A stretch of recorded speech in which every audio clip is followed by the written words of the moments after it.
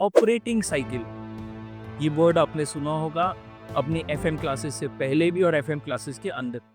Operating cycle क्या है? Operating cycle अगर मेरे को एक लाइन में बताना हो तो आपका अपना पैसा बिजनेस में कितनी देर फंसा रहेगा, वो ऑपरेटिंग साइकिल है। शुरू कहाँ से होता है? ऑब्वियसली जब हमने रॉ मटेरियल परचेज किया, वहाँ से हमारे परचेज का टाइम शुरू हो जाता है, हमें पैसा डालना पड़ता है बिजनेस में।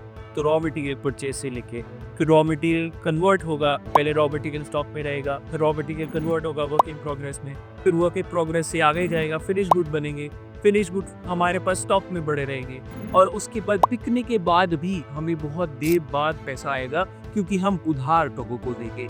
डेटर्स से हमारा कलेक्शन पीरियड होगा। तो from the time of raw material purchase till the time हमें अपने डेटर से पैसा आ जाए, तब तक ये ऑपरेटिंग साइकिल रहेगी। पर एक चीज़ का ध्यान रखिए, अगर हम उधार दे रहे हैं तो हमें उधार मिलेगा।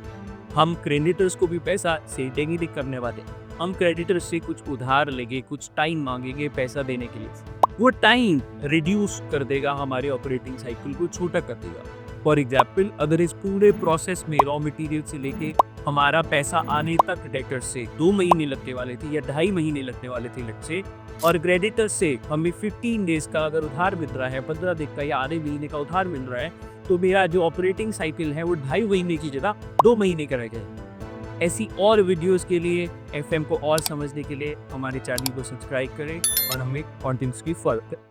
Thank you.